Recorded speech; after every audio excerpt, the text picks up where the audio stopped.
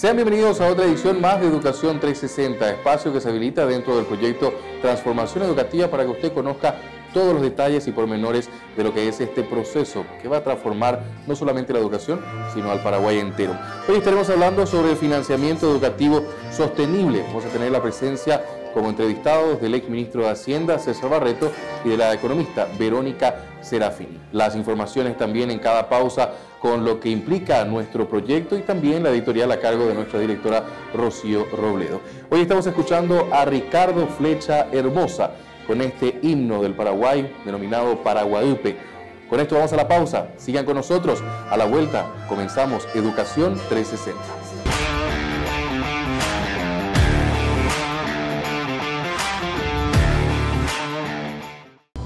Estamos iniciando la transformación educativa mejorando tu escuela, tu lugar, tu aprendizaje. A mi escuela vamos todos. Programa del Ministerio de Educación y Ciencias, Gobierno Nacional. Volvemos luego de la pausa, seguimos nosotros aquí dentro del espacio de Educación 360. Buscamos traerles cada semana la posibilidad de que usted salga informado de lo que es el proyecto de transformación educativa en sus distintas aristas. Y hoy nos va a acompañar la economista Verónica Serafini, ya que estamos hablando sobre el concepto del financiamiento educativo sostenible. Doña Verónica, gracias por estar con nosotros. Gracias por la invitación. Justamente sobre el punto, y la primera pregunta, ¿es necesario mejorar el gasto educativo en el Paraguay? ¿Dónde y por qué? Sí, en general hay un gran desafío en las finanzas públicas en Paraguay de mejorar el educativo y cualquier otra función del presupuesto. ¿Por qué? Porque, bueno, en primer lugar es necesario incorporar todos los componentes al presupuesto. El éxito educativo no depende solo del presupuesto en educación. Depende también, por ejemplo, de que los niños y niñas tengan un buen sistema de movilidad para llegar a la escuela, no estén con hambre, que el contexto familiar sea el adecuado, y eso tiene que ver, por ejemplo, con políticas de protección social. ¿Hemos avanzado en algo? Hemos avanzado. Yo creo que el Ministerio de Educación, el sistema educativo, tiene casi todos los componentes, los programas de protección también. Ahora hay un gran desafío y en eso está el mejoramiento de integrar las intervenciones, no que los programas vayan por un lado, los programas educativos por un lado y los programas de protección social y de salud por el otro. Eso todavía no se logró. Y hay que integrar más, hay que integrar mucho más las políticas, las estrategias. Dentro del Plan Nacional de Desarrollo está todo escrito, pero en territorio hay que mejorar. Hay que mejorar la infraestructura.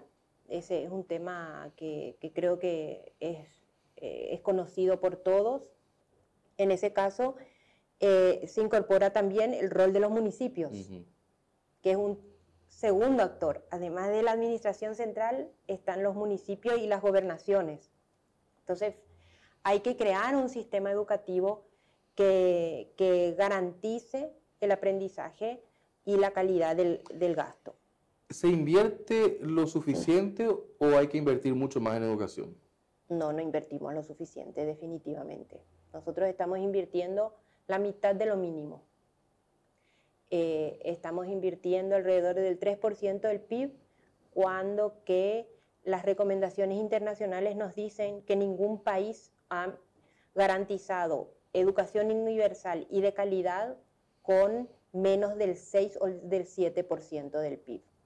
Eso implica que eso que hablábamos antes de mejorar el gasto no va a ser suficiente. Necesitamos multiplicar los recursos y no poco, de manera importante. Porque también hay que señalar que no solamente los niños y adolescentes y jóvenes necesitan educación en Paraguay. En Paraguay la cantidad de años de estudio promedio de un trabajador es de 9 años.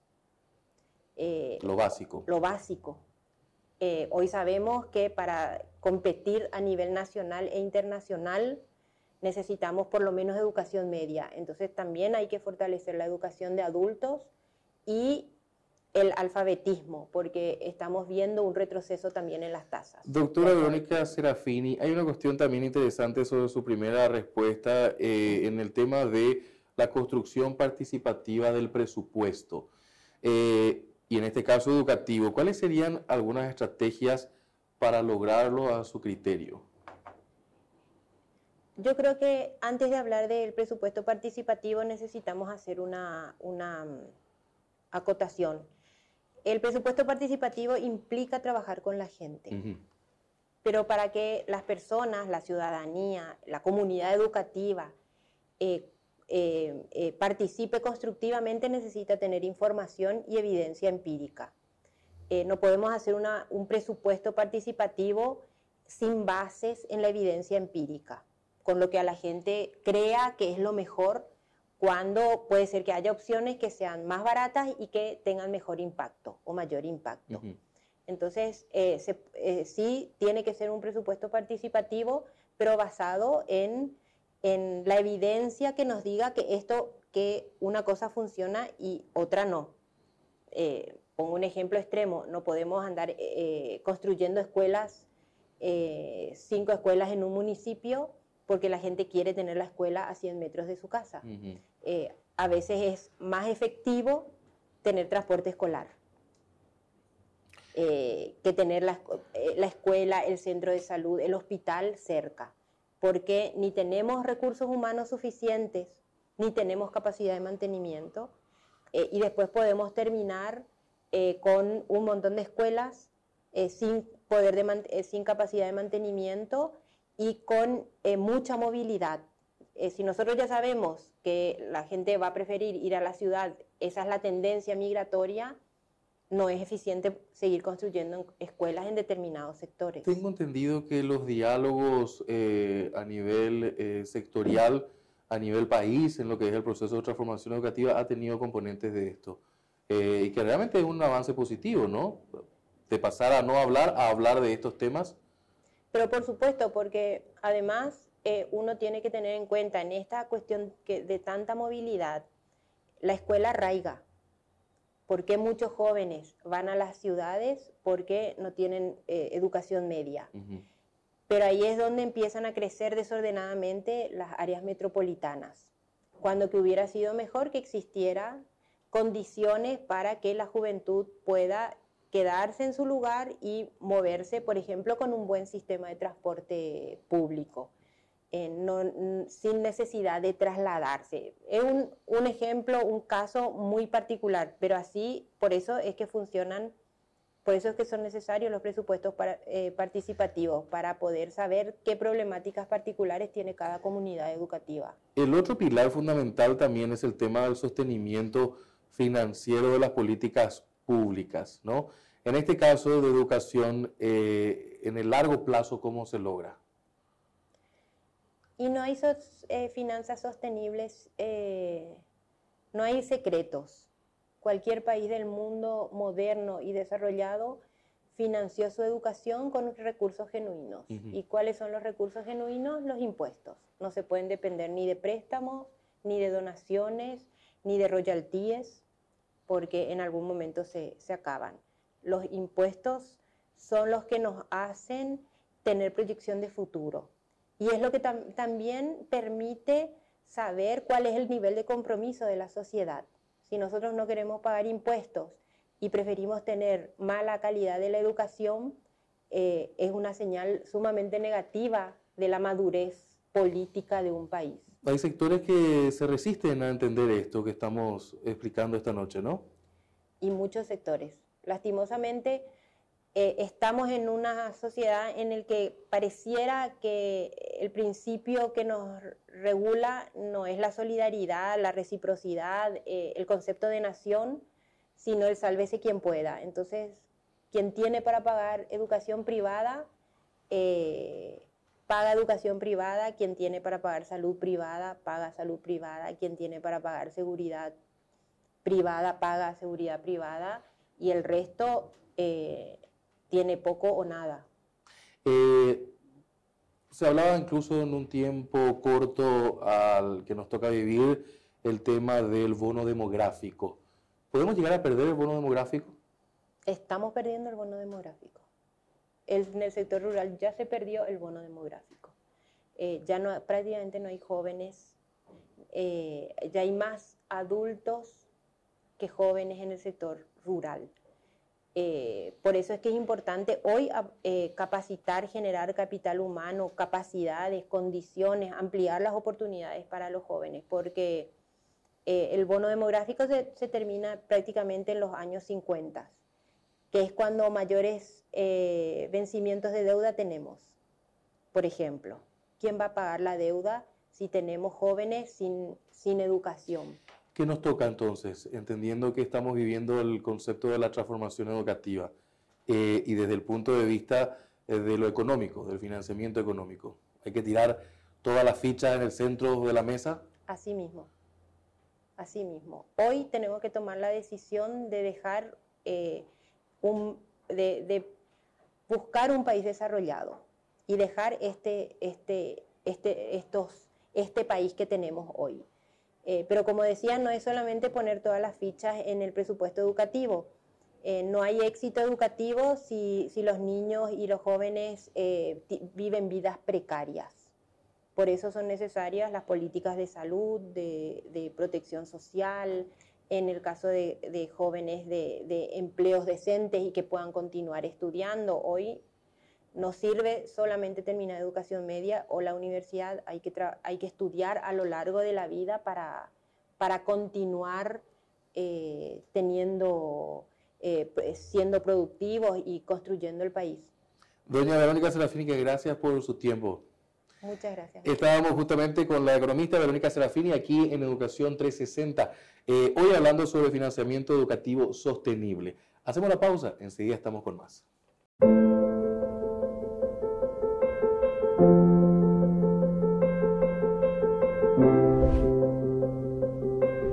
La transformación educativa nos involucra a todos, gobierno, instituciones públicas y privadas, docentes, familias, estudiantes, la sociedad en su conjunto finalmente, para construir y sostener una política de Estado.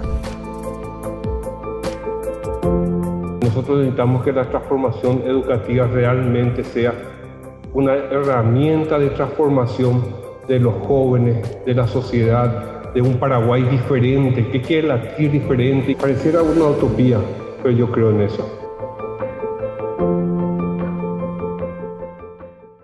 Volvemos luego de la pausa, seguimos nosotros en Educación 360, espacio que también habilita el proyecto Transformación Educativa y vamos todos los días viernes con su respectiva repetición, pero los viernes a las 20 horas en Paraguay TV, la cita semanal que también nos lleva hoy a hablar en esta edición sobre el financiamiento educativo sostenible. Y para la ocasión agradecemos muchísimo su presencia al exministro de Hacienda, don César Barreto, que conoce mucho sobre este tema y realmente es un privilegio tenerlo aquí dentro del programa. Don César, gracias por estar con nosotros. Un placer, gracias por la invitación. Pero uno de los temas fundamentales, ¿es suficiente el presupuesto para la educación a su criterio? A ver, para la educación que hace falta, yo creo que es absolutamente insuficiente, ¿verdad?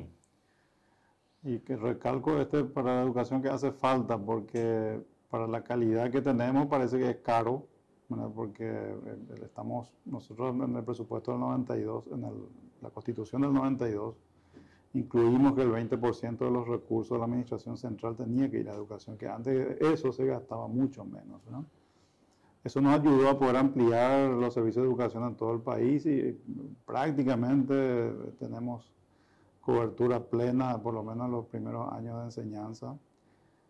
Pero los resultados en términos de calidad han sido malos. Y para tener más calidad también necesita tener mejores recursos. Recursos en el sentido de que los profesores tienen que estar mejor capacitados para que ellos puedan impartir una mejor calidad en la enseñanza. Y para que tener mejores profesores necesitan tener mejores perfiles de personas, tener que pagar mejores remuneraciones, tener que tener un plan de carrera, tener que hacer una serie de cosas que nosotros no tenemos, ¿verdad? En aquella oportunidad nosotros contratamos a la gente que terminaba la secundaria y ya le metíamos a hacer un curso rápido y empezaban a enseñar, ¿verdad? que ayudó para ese momento porque había que ampliar la cobertura, pero hoy necesitamos otra cosa y esa otra cosa es más cara, lo cual implica necesitamos más recursos para la educación. Don César, usted nos grafica en cierta manera como una suerte de engranaje que perdió su aceite y como que necesitamos de vuelta aceitar o engrasar ese engranaje. ¿Cómo lo logramos? ¿En qué cantidad necesitamos comprar ese aceite o esa grasa para el engranaje?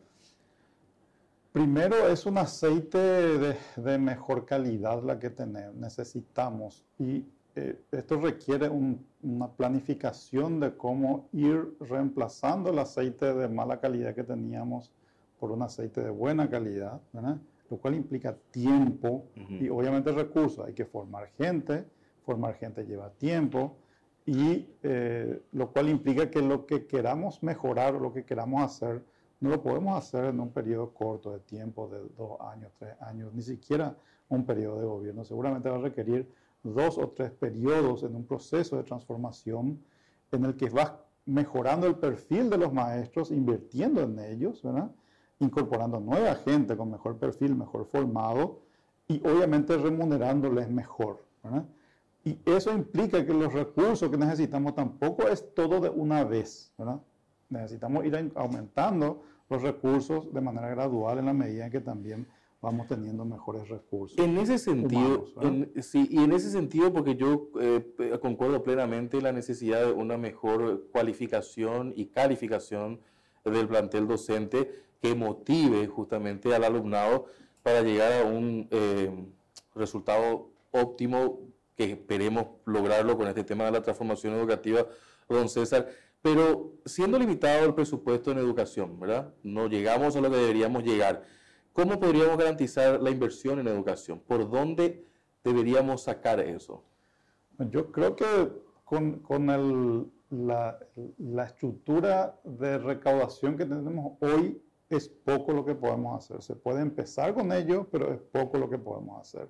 Pero aparte de solamente mejorar el perfil de los profesores, también necesitamos hacer un recambio casi total de la infraestructura. Esta infraestructura que tenemos tiene 4 o 5 décadas. Entonces, ahí también hace falta hacer una inversión, que tampoco es todo de una vez. También requiere un plan de 10 años, 15 años de inversión en infraestructura de la educación para mejorar y poner a la altura de las circunstancias también los muebles y los edificios que necesitamos, ¿verdad?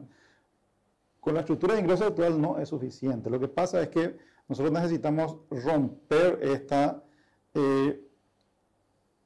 trampa en la cual estamos insertos, que es de que los contribuyentes no confiamos en que los políticos gastan bien la plata, porque lo gastaron mal toda la vida, ¿verdad? Y sin embargo necesitamos nosotros invertir más en educación. O sea, tenemos que poner más plata si queremos mejorar la educación. También somos conscientes de eso, pero hay que encontrar un mecanismo que genere confianza mínima y básica y que implique seguramente metas en términos de mejorar la calidad de la asignación de los recursos también en paralelo o al principio y en paralelo para que eso nos dé el ánimo a todos que estamos aportando a algo que tiene sentido, porque aportar a algo que es lo mismo que hemos tenido en los últimos 25 años, yo creo que nadie te va a aceptar a estas alturas de los tiempos, ¿no? Y otra de las cuestiones, don César, que mucho se debate es la necesidad de que ciertos sectores inviertan más impositivamente en educación. ¿Ese debate qué opinión le merece? A ver, yo creo que es muy complejo cuando uno empieza a especificar sectores o grupos de personas que tienen que aportar en algo. Yo creo que lo importante es tener el plan de reforma de la educación con los proyectos. En esto vamos a invertir tanta plata, estos son los resultados que vamos a tener, plantear eso a la sociedad de manera seria y responsable y diseñar el sistema de recaudación que necesitamos para financiar esos recursos que hagan falta, ¿verdad?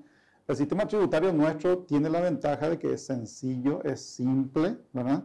No tenés muchas dispersiones de impuestos por todos lados. Sí necesitamos mejorar la progresividad del sistema, lo cual implica que aquellos que tenemos más, obviamente, tenemos que ir aportando más al financiamiento, pero de cosas que tienen sentido. Y repito de vuelta en esto, si vos planteas lo mismo de siempre, nadie te va a apoyar. Pero si estamos planteando proyectos que sean creíbles, con gente creíble que lo vaya a hacer, yo creo que es con metas intermedias y una evolución gradual, yo creo que es posible, ¿verdad? En ese sentido, obviamente, los que tenemos más, tenemos que aportar más por obvias razones. Yo veo los sistemas tributarios de todo el mundo y tienen la lógica de que los que tienen más aportan más, porque se paga más en función de la capacidad contributiva que uno tiene. No podemos seguir basando solo en el IVA el financiamiento del Estado. Necesitamos incorporar los impuestos a los ingresos, y ese impuesto a los ingresos tiene que tener una evolución de progresividad. Gradual, tampoco de un golpe de una vez. Gradual, como creo que es la forma en que los países tienen que evolucionar. Y ahí me lleva a consultarle que yo sostengo de que la Constitución nuestra del 92 tiene demasiadas herramientas todavía no descubiertas. ¿Podemos encontrar herramientas ahí como para incentivar a gente que invierta en educación, pero con incentivos fiscales? Pues yo creo que la Constitución permite, es lo suficientemente abierta para diseñar instrumentos que hagan que financiamiento no tradicional para nosotros, no vía impuestos ni tributación, se pueda incorporar también a la educación, ¿verdad? No lo prohíbe, tampoco hay artículos específicos que hablen de eso, pero creo que el diseño institucional que tenemos es posible incorporar ese tipo de cosas. El sistema tributario siempre es importante para esto porque los incentivos tributarios siempre juegan un rol importante, ¿verdad? Entonces, en la medida en que el sistema tributario también vaya gravando de manera más importante los ingresos, las opciones de apoyo a ciertos sectores que sean deducibles y de impuestos también son más válidos, ¿verdad? Lo que uno ve en Estados Unidos, lo que uno ve en Europa. Correcto. Típicamente, ¿verdad? Mi última pregunta, y luego le pido una conclusión. ¿Cuáles serían las estrategias para conseguir estas garantías que estamos hablando? Ya nos tiraba algunas ideas, pero ¿alguna más que le gustaría dejar hoy como registro en este programa? Garantías de... Más recursos para educación. Hay que obviamente diseñar bien la cosa. Es muy difícil de poder plantear así de buenas a primeras estas cosas, ¿verdad? Yo lo que pido siempre hay que tener un proyecto, hay que tener un plan, hay que tener un programa, ¿verdad? Cuando uno tiene eso bien claro, con objetivos que sean bien trazados y medibles, ¿verdad? Siempre es posible poder plantear a la sociedad de una forma responsable y abierta que hace falta aportar más recursos. Todos somos conscientes que hace falta invertir más en educación en Paraguay. El problema es que la confianza es mínima, porque la administración de los recursos ha sido pésima. Entonces, señales que en el camino de la reforma vayan dando de que se van asignando mejor los recursos. Por ejemplo, que se use bien los recursos del Fondo de la Excelencia de la Educación, que hasta ahora no se aplicó de la forma que tiene que estar prevista. Hay recursos en el fideicomiso que no se usaron. Hay cosas que uno tiene que ir dando pasos para que implican señales del otro lado. La credibilidad, la legitimidad del Estado y del gasto público en Paraguay es demasiado baja. Y cuesta mucho hablar de este tema por esa razón. Porque no hay confianza. Porque no hay confianza, porque la confianza se rompió por la conducta mala de los administradores de los últimos 30, incluso en los periodos de la dictadura. Esperemos que la transformación educativa y este proceso que se está construyendo pueda ganar la confianza, ¿no? Y yo creo que esa es un poco la lógica de un proceso participativo en el cual creamos conciencia de las necesidades y además la interacción entre los distintos sectores. Y cuando uno ve buenas intenciones y con gente buena comprometiéndose, eso va generando confianza. Pero es un proceso. No creo que lo podamos hacer de un día para otro ni de manera mágica, ¿verdad? Don César, gracias por su tiempo. Un placer. Don César Barreto, ex ministro de Hacienda, con nosotros aquí en Educación 360. La pausa y enseguida estamos con más. Dicen que la educación crece como un árbol que da frutos para los que cuidan de ella. ¿Y de qué estamos hablando cuando hablamos de educación? Formación, aprendizaje, conocimiento. Porque podemos tener respuestas diferentes. Más que nunca es importante escucharnos entre todos. Y hay algo en lo que todos estamos de acuerdo. Ya no podemos posponer el futuro. Vivimos la urgencia de una transformación tan desafiante que va a necesitar de tiempo para que la semilla se convierta en un árbol fuerte y sano. Un espejo que refleje el futuro del país. Te propongo algo. Escuchemos todas las voces y empecemos esta transformación con un gran pacto. Construyamos juntos la nueva educación paraguaya. Por nuestro futuro, por nuestros hijos y por los hijos de Paraguay. Volvemos luego de la pausa después de estas dos entrevistas con estos protagonistas. A continuación tenemos el resumen con nuestra directora, la señora Rocío Robledo, sobre el tema del día. Hoy hablando sobre financiamiento educativo sostenible. Contigo, Rocío. Para todos nosotros es indudable que el financiamiento para una educación de calidad es insuficiente a la fecha. Estamos al 50% del valor de la inversión recomendada a nivel internacional en materia de educación de calidad. Por lo tanto, es imprescindible garantizar y aumentar gradualmente los recursos destinados a educación para responder a estos desafíos educativos. Pero todo ello debe realizarse en un contexto de desarrollo de confianza en la administración de los recursos y compromiso ciudadano en el control de la ejecución de esos recursos. Es decir, es indispensable el pacto político y social para la transformación educativa. Los recursos que necesitamos son necesarios no solo para mejorar la educación en el aula, mejorar la calidad de nuestros docentes, que es indiscutible, que es necesario invertir en estas cuestiones directas de la escuela, pero también hay que viabilizar y articular todas las medidas compensatorias que hacen a un buen desarrollo de la educación. El Paraguay ha venido avanzando en esas líneas de estos programas que hacen a la alimentación, a la provisión de kits para las escuelas, con becas, con ayuda, con transporte más recientemente, con optimización de escuelas y recursos de infraestructura, pero es necesario realizar un esfuerzo adicional a largo plazo para que esto dé los resultados esperados. Y para ello es necesario que contemos con un plan a largo plazo que nos sirva como hoja de ruta y que apunte a dar continuidad y fortalecer la política pública educativa. La construcción participativa del presupuesto, articulando actores relevantes que intervienen en las decisiones de financiamiento, resulta fundamental. Y hablamos allí tanto de instancias del gobierno nacional como de los gobiernos locales. Y en esas instancias es necesaria la participación de la ciudadanía. Es necesaria no solo como tributantes al proceso formativo, sino también como Contraloría Ciudadana para llegar a una transformación educativa sostenible. Ha sido un gusto compartir de vuelta con ustedes una edición más de esta saga de programas hablando sobre los distintos componentes del proyecto Transformación Educativa en este espacio titulado Educación 360. Hoy hablando sobre el financiamiento educativo sostenible. Nos despedimos escuchando de fondo a Ricardo Flecha Hermosa, hoy con este himno de la música nuestra para Guadalupe.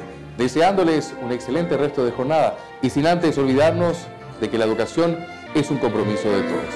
Hasta la próxima edición.